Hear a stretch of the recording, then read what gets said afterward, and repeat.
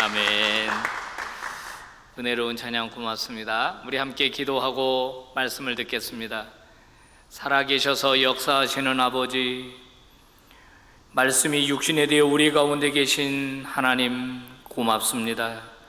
저희들은 이제 하나님의 음성을 기다립니다.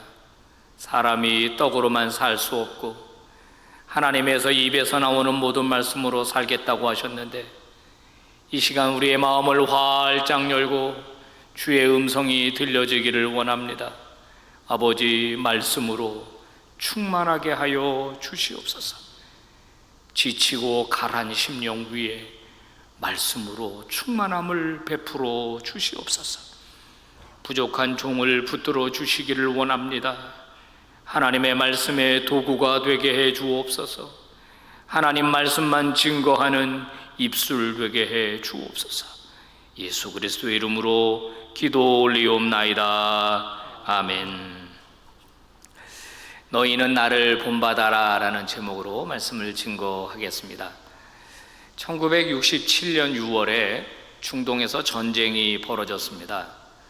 이 전쟁은 모든 세계의 이목을 집중시켰는데요, 군사 전문가들은 이 전쟁은 분명히 이스라엘이 질 거다라고 바라보았습니다. 중동 연합군의 전력과 비교했을 때 너무 형편없었기 때문입니다. 병력도 모자랐죠. 무기도 상대가 안 됐습니다. 자, 이스라엘이 처참하게 질 거다라고 예측한 이 전쟁은 정반대의 결과를 나타냈는데요, 전쟁이 터지자마자 이스라엘 군대는 파죽지세로 중동 연합군들을 괴멸시키기 시작을 했습니다. 시나이 반도에서 일어난 전쟁도 이스라엘이 이겼고, 북쪽에서 일어나는 골란 고원 같은 고지대에서도 이겼고, 또 요르단 지역에서도 승리를 거머쥐었습니다. 전쟁이 끝나고 난 다음에 군사 전략가들이 야, 이상하다, 이 질게 뻔한 전쟁인데 어떻게 이스라엘이 이길 수 있었냐 하면서 조사를 좀 해봤습니다. 분석을 좀 해봤습니다. 그랬더니 아주 단순하면서도 중요한 원리를 발견하게 되었는데요, 그것은 다른 것이 아니라 중동연합군의 지휘관들은 주로 자기 부하들을 향해서 돌격 앞으로라고 외쳤답니다. 돌격 앞으로. 빨리 뛰어나가, 빨리 적진을 향해 달려가, 공격해. 그런데 사람이 목숨이 하나밖에 없잖아요. 한 3개쯤 되면은 뭐 뛰어나가겠는데, 쭈뼛쭈뼛하고 머뭇머뭇하겠죠.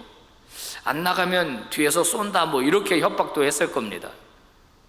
그런데 반대로 이스라엘의 지휘관들은 본인이 먼저 뛰쳐나가면서 나를 따르라 그랬다는 거예요. 나를 따르라.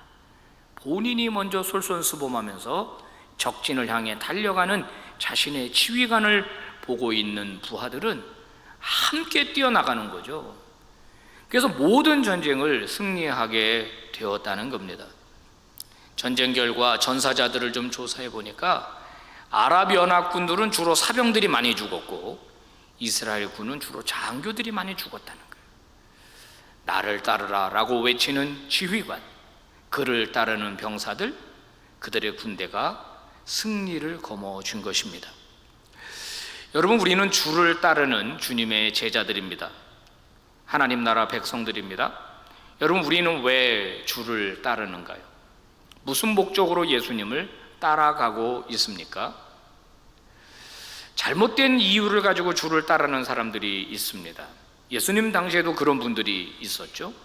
혹시 병 고침을 바라고 떡을 바라면서 주님을 따르는 자들이 있었습니다. 나 잘 되기를 원합니다. 나 돈 많이 벌고 부자 되기를 원합니다. 하나님 내게 복 주시옵소서. 이게 잘못된 건 아닌데, 이것만이 주를 따르는 이유라고 한다면 그것은 반쪽입니다. 그것은 잘못된 것입니다. 샤머니즘처럼 예수를 믿는 거예요. 우리가 예수를 믿으면 제일 먼저 바뀌는 게 있어야 되는데, 내 인생의 주인이 바뀌어야 합니다. 내가 내 인생의 주인의 자리에 있게 되면 예수님은, 하나님은 나 나를 돕는 헬퍼에 불과해요. 그러나 내 인생의 주인이 예수 그리스도가 되면은 우리 인생 전체는 하나님의 영광을 위한 인생이 되는 거거든요. 여러분, 우리가 주를 왜 따르는 것입니까? 주님을 닮기 위해서 따르는 겁니다. 사도 바울이 말했습니다. 그리스도의 장성한 분량이 충만한 데까지 이르러야 한다.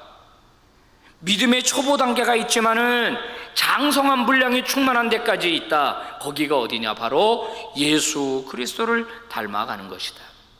이거예요. 예수님이 제자들에게 너희는 나를 따라오너라 이렇게 말씀하셨습니다. 제자들도 자기의 직업을 버리고 주님을 따랐습니다. 여러분, 주님을 따르라는 주님의 말씀은 단순히 예수님 뒤를 졸졸 따라다니라는 뜻이 아닙니다. 무슨 시중이나 들라는 뜻이 아니에요. 주님이 나를 따르라 라고 할 때는 예수님과 24시간 지나면서 예수님의 말씀, 예수님의 가르침, 예수님의 성품, 예수님의 생각, 이 모든 것들을 그대로 이어받아서 예수님이 나중에 승천하시고 난 다음에 주님을 대신해서 맡기신 일들을 감당하게 하기 위해서 주님은 제자들에게 자신을 따라오라고 하신 것입니다. 여러분, 마찬가지예요. 우리가 예수 믿는 이유가 무엇입니까? 예수님 닮기 위해서예요. 처음 예수 믿고 얼마만큼의 시간이 여러분에게 지났는지 모르겠습니다. 그러면 지난 만큼 10년이면 10년, 평생이면 평생 예수 닮아가는 믿음의 종들 되시기를 주의 이름으로 축복합니다. 그러면요, 어떻게 하면 주님을 본받을 수 있을까요? 오늘 성경이 그것을 우리에게 전해주는 겁니다. 자, 고린도 교회에게 보낸 편지입니다. 오늘 본문이요. 고린도 교회는 바울이 개척했죠. 바울의 2차 전도 여행 시 바울이 마게도냐 지역으로 건너가고 이제 마게도냐 지역에서 남쪽으로 이 헬라 지역으로 내려왔을 때 고린도라고 하는 도시를 방문하게 되고 여기에서 복음을 전해서 교회를 세웠습니다. 고린도라고 하는 도시는요, 항구 도시입니다. 그러다 보니까는 경제적으로 풍요로웠다고 해요. 그러면서 미신들도 많았다 그래요. 우상도 많았다고 합니다. 그리고 그 지역 자체가 헬라 문화권이기 때문에 소위 헬라의 지혜 있지 않습니까? 뭐 소크라테스, 아리스토텔레스 아시죠? 그러니까 똑똑한 사람들이 많은 그런 지역이었다는 거예요. 그래서 고린도 교회 안에는 돈 많은 사람도 있었고 똑똑한 사람도 있었고 또 성경에 보니까 성령의 은사도 많이 받았습니다. 각종 은사들을 받았다고 사도 바울이 언급하고 있지 않습니까? 그런데 부족한 게 있었습니다. 뭐가 부족했습니까? 예수 닮은 사람, 따르고 본받고 싶은 사람들이 교회 안에 거의 없었다는 거예요. 내부적으로 보니까 바울파, 게바파, 아볼로파, 그리스도파, 교회 안에 4분 5열이 돼서 파벌 싸움을 하는 교회였습니다. 부적절한 관계를 통하여 음행의 문제가 있었던 교회였습니다. 교회 안의 문제를 교회 안에서 해결하지 못하고 세상 법정으로 가지고 감으로써 세상의 손가락질을 당하는 그런 교회가 고린도 교회였습니다. 돈이 많으면 뭐합니까? 지식이 충만하면 뭐합니까? 성령의 은사를 많이 받으면 뭐합니까? 예수 닮을 사람이 없는데, 본받을 만한 사람이 없는데 말이에요. 바울이 오늘 고린도 교인들을 향하여 나를 본받아라 라고 말할 때 본받는다라는 말은 미met했습니다. 그대로 따라하다 이런 뜻이에요. 조각이나 그림을 그대로 따라하는 거, 모방하는 거, 그게 미met했습니다. 우리나라 말로 한다면은 본뜬다 이런 게 있죠. 샘플을 대고 그대로 그려내는 걸 본뜨는 거예요. 바울은 자기 자신을 그대로 좀 따라해라. 내가 삶을 살아가고 있는 나의 삶의 원리를 너희들이 좀 그대로 보고 배우고 좀 본받기를 원한다, 그렇게 말하고 있습니다. 여러분, 누구를 본받느냐가 굉장히 중요합니다. 누구를 따라하느냐가 매우 중요한 거예요.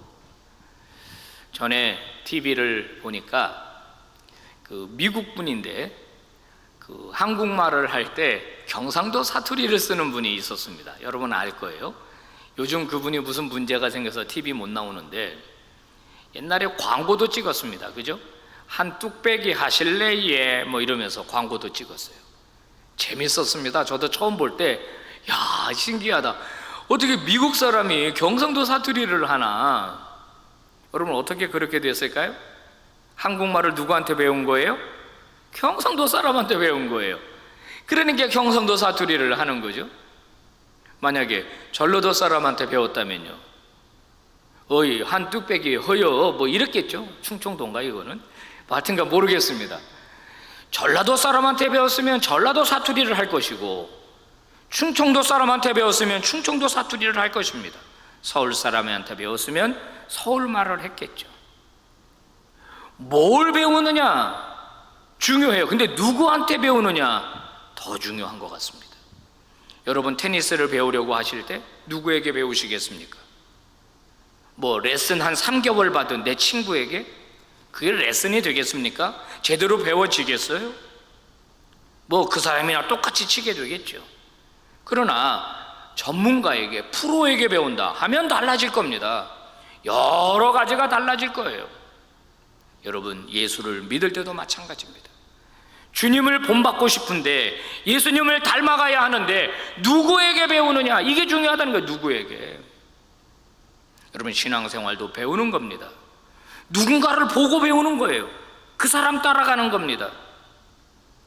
신앙 공동체가 강력하다, 건강하다라고 하는 말은 교회 안에 배우고 싶고 본받고 싶은 사람들이 많이 있는 겁니다.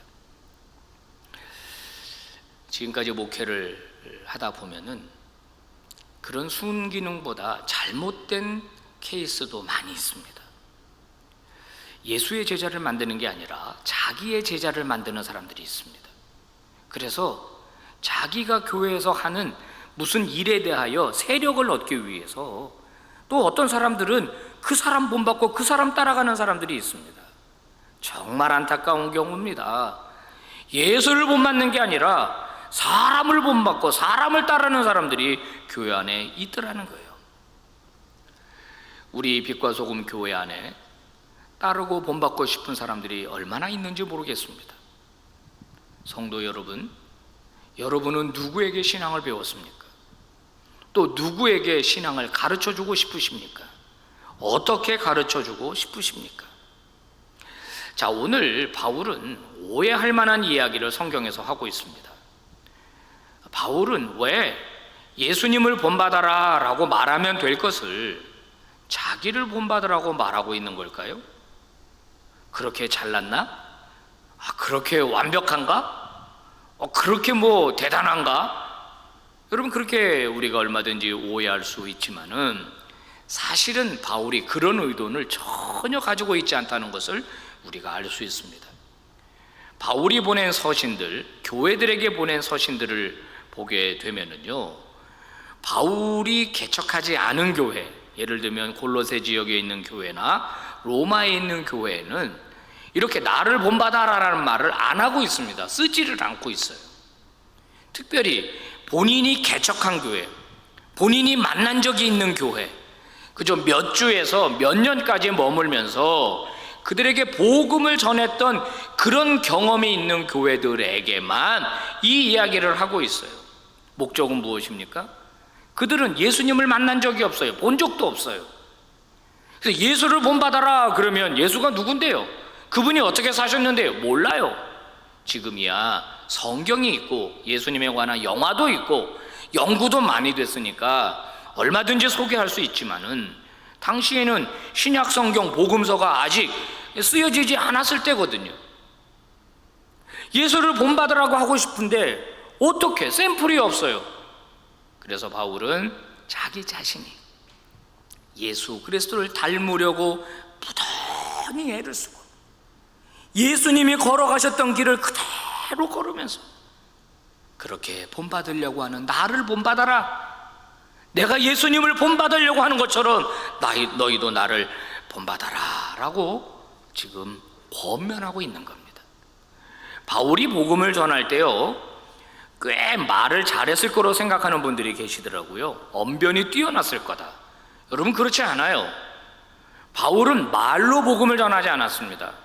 고린도 후서에도 언급하고 있지만 본인은 말은 잘하지 못한다. 말은 그 얘기하고 있거든요.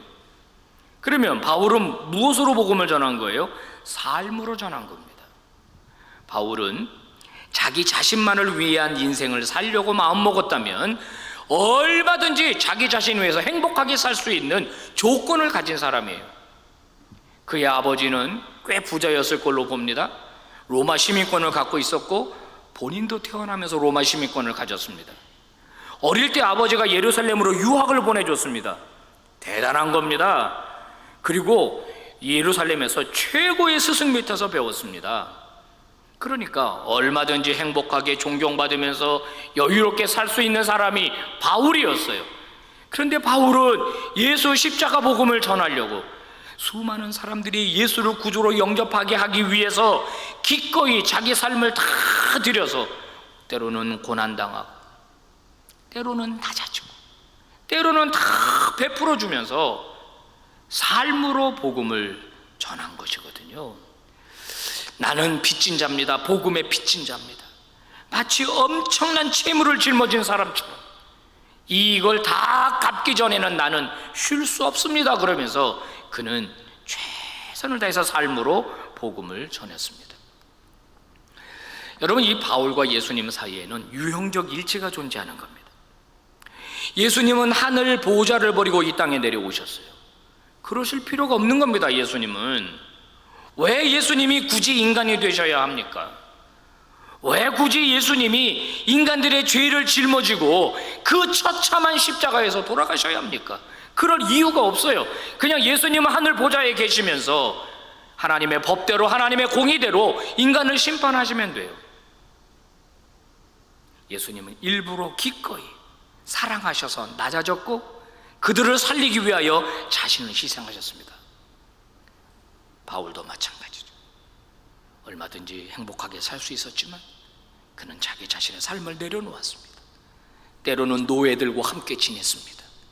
본인이 직접 서빙을 다 하면서 그들을 예배 자리로 초청하고 식사 자리에 초청하고 그러면서 그들에게 복음을 전했습니다. 때로는 복음이 전해지는 것이 장애가 될까봐 본인이 노동 현장에서 일을 하면서 돈을 벌어서 생활비를 충당하고 그러면서 복음을 전했어요.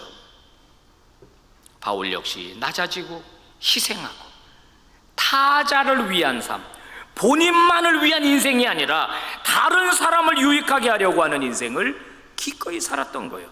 예수님처럼 말입니다. 오늘 우리 한국교회는 어떤지 모르겠습니다. 우리 빛과 소금 교회는 어떤지 모르겠어요. 과거 우리 한국교회는 능력을 추구했던 적이 있었습니다. 그래서 기도해서 능력 받아야 된다. 저도 어릴 때 물론 제가 어머니를 전도했습니다마는 어머니와 함께 신앙생활을 할 때 밤새도록 금요일날 철야 기도했던 기억이 또렷합니다. 기도 제목은 다른 거 아니에요. 기도해서 능력 받아야 돼. 능력 받아야 된다. 제가 응암동 홍은동에서 태어났는데 거기 삼각산이라고 있습니다. 삼각산에 능력봉이라는 바위가 있어요. 여러분, 그 자리는요 빨리 가야 차지합니다. 주여 능력 주시옵소서. 막 신유의 능력, 뭐 병고침 같은 말이군요. 신유나 병고침이나 이 능력 받아요. 능력 받아요. 막 그냥 주여 하고 기도하고 그랬었죠. 제가 신학교 가니까 선생님들이 목사님들이 오셔서 여러분 목회하려면 능력 받아야 됩니다. 소나무 하나씩은 다 뽑아야 됩니다. 여러분, 소나무 뽑는다는 게 뭔지 알아요? 아시는 분 계시죠? 산에 올라가서요 기도할 때 자리를 딱 잡아야 되는데 적당한 소나무 앞에 자리를 잡으라는 겁니다. 그리고 기도할 때 그냥 기도하지 말고 소나무를 붙잡고 기도하라는 거예요. 막 주여 이렇게 기도하다 보면 소나무가 흔들려가지고 언젠가는 이게 뿌리가 뽑힐 날이 온다는 거예요. 그만큼 기도 많이 하고 능력 받아야 목회할 수 있다 그랬습니다. 여러분 기억나시죠? 그렇게 우리 기도했었어요. 그런데 문제가 있죠. 그러다 보니까 맹목적인 신앙이 되는 겁니다.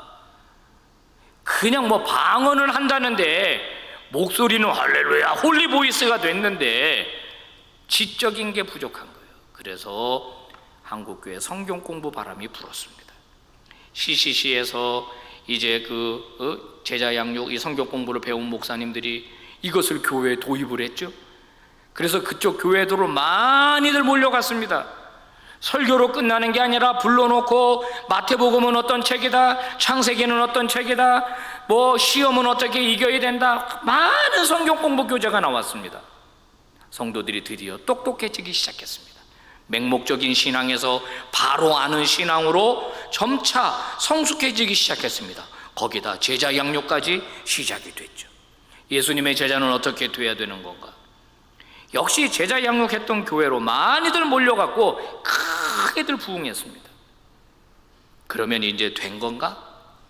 그런데 그래도 한 가지 부족하더라는 거예요. 뭐죠? 한 가지가 부족하더라는 거예요. 그것은 본받고 싶은 사람이 교회 안에 점점 사라지더라는 겁니다. 기도도 많이 하고 성경 공부도 많이 했고 제자 양육도 했는데 삶이 변하지가 않아요.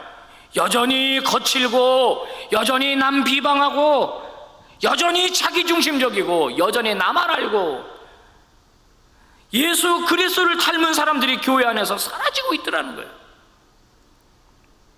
복음을 전해보면 불신자들이 이렇게 말하는 소리를 들을 수 있을 겁니다.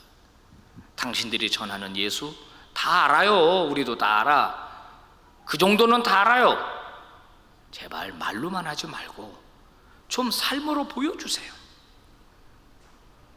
최고의 전도지는 변화된 그리스도인들의 삶입니다. 편집 잘 되고 논리적으로 잘 만들어진 전도지가 복음을 전하는 게 아니라 그거를 전달해주는 메신저의 변화된 삶, 예수 닮은 모습이 바로 복음의 능력을 확인시켜 주는 것 아니겠습니까?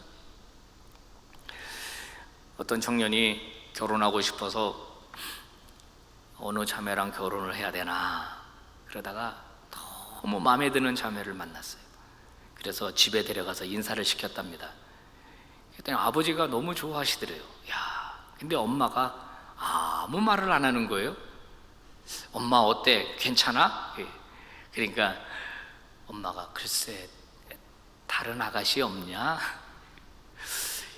이거 우리 엄마 마음에 안 드는구나. 내가 엄마가 싫어하는 여자랑 굳이 결혼할 필요가 뭐가 있을까? 그래서 그 자매랑 헤어졌대요.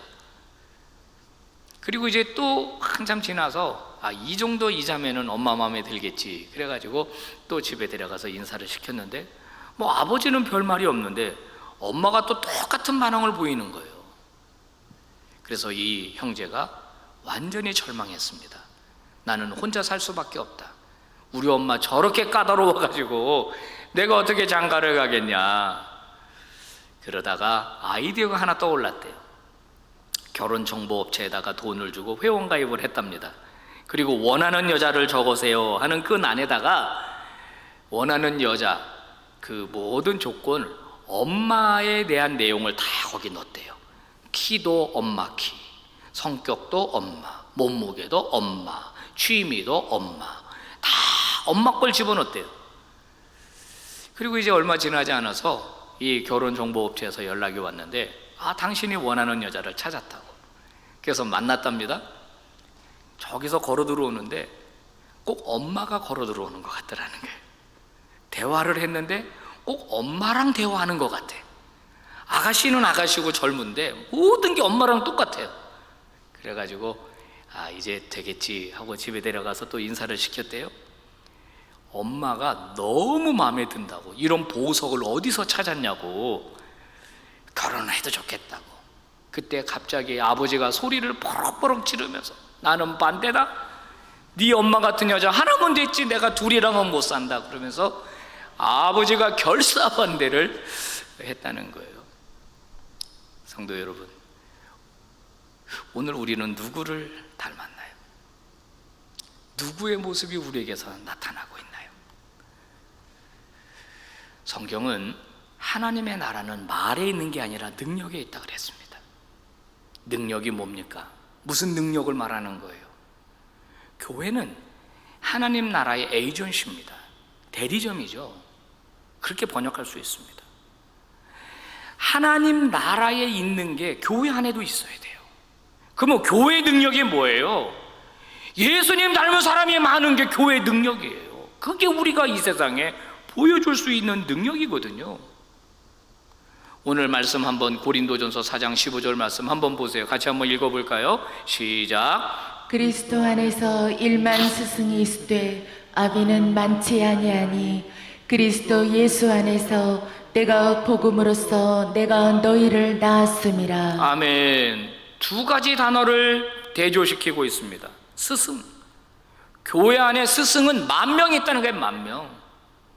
스승은 뭐 하는 사람들이에요? 가르치는 사람들입니다. 가르치려고 하는 사람은 많다. 그러나 희생하고 본받고 싶은 아비는 거의 없다는 거예요. 그러면서 뭐라고 그러죠? 내가 너희를 낳았다. 여러분, 엄마가 아이를 임신하고 그리고 출산하고 그 아이를 길러낼 때 모든 걸 다 아이를 위해서 바칩니다. 그게 영적 어미고 영적 아비죠. 교회 안에 스승이 많아지면 서로 다툽니다. 그러나 영적 어미가 많아지면, 영적 아비가 많아지면 새로운 생명들이 태어나는 거예요. 새로운 그리스도인들이 태어나는 겁니다. 바울이 말하죠. 내가 복음으로 너희를 낳았다. 엄마 아버지는 기꺼이 자식의 유익을 구합니다. 자식이 잘 되기를 바랍니다. 나는 못 먹어도 자식 먹이고, 나는 좀 잘못돼도 자식 잘 되기를 바라는 것, 나는 힘들게 일해도 우리 자식은 고생 안 시키려고 하는 게 부모 마음이에요. 철저하게 자식을 위해서 살아가는 것이 부모입니다. 지금 바울이 뭘 말하고 있는 거예요? 그리스도인들이 그런 삶의 태도를 가져야 한다는 거거든요. 누가 성공한 사람입니까? 돈 많이 버는 사람이요? 고위 관직에 올라간 사람? 세상적으로는 성공이죠. 그런데 손가락질 당하는 사람 너무 많아요. 돈은 많이 벌었는데 잘못된 방법으로 돈 벌고, 돈은 많이 벌었는데 자기만 움켜쥐고 있는 사람들, 우리는 존경하지 않습니다. 그를 향하여 우리는 박수 보내지 않습니다. 그거는 진정한 성공이라고 말할 수가 없어요. 평생 예수를 믿었는데 단 한 번도 너희는 나를 본받아라라고 말할 수 없다면, 물론 완벽한 건 아닙니다. 우리의 인생 자체가 예수 닮은 것처럼, 바울 닮은 것처럼 오늘 성경이 말한 대로 제발 교회에 거치는 사람 되지 말아라. 무슨 일을 하든지 하나님의 영광을 위하여 하라. 그리고 나의 유익만 구하지 말고 다른 사람의 유익을 구하여 그도 복음 듣고 예수 닮은 사람 되게 하라. 이게 성경의 가르침이에요. 그렇게 살아낸 사람이라면 그 사람 성공한 사람이라는 겁니다. 우리는 극도의 이기주의 사회에서 살고 있습니다. 단 10원도 단 100원도 손해보지 않으려고 합니다. 그런 피도 눈물도 없는 세상 속에서 살아가고 있어요. 혹시 여러분 때문에 누군가가 성장하고 성공한 적이 있습니까? 누군가의 유익을 위하여 대가를 바라지 않고 내 것을 다 줘본 일이 있습니까? 특히 신앙 공동체 안에서. 오늘 성경은 그런 삶을 우리에게 요청하고 있는 겁니다. 사랑하는 성도 여러분, 저도 마찬가지고 여러분도 마찬가지고 주님 닮은 그리스도인 되시기를 주의 이름으로 축복합니다. 낮아지십시오. 겸손하십시오. 그리고 기꺼이 남의 유익을 좀 생각해 주십시오. 그리고 저와 여러분의 삶을 통해서 예수 그리스도의 십자가 복음이 이 퇴교원 지역과 또 우리 민족과 열방에 흘러들어가게 되기를 바랍니다. 우리에게 주신 말씀 우리 함께 봉독하고 말씀을 마치겠습니다. 시작. 내가 그리스도를 본받는 자 된 것 같이 너희는 나를 본받는 자가 되라. 아멘. 하나님 아버지, 나만을 위해 사는 인생, 내 영광만을 위한 사는 인생 아니라 하나님의 영광을 추구하고 예수 십자가 정신을 가슴에 품고 그대로 삶에서 구현해내는 믿음의 종들 되기를 원합니다. 교회에 거치는 자가 되지 말고 남의 유익을 구하여 그들도 예수를 알게 하라. 아버지, 본받는 자가 많아진 우리 빛과 소금 되게 해 주시기를 원합니다. 따르고 싶은 사람들이 많은 우리 교회 되게 하여 주시옵소서. 예수 그리스도의 이름으로 간절히 기도 올리옵나이다. 아멘.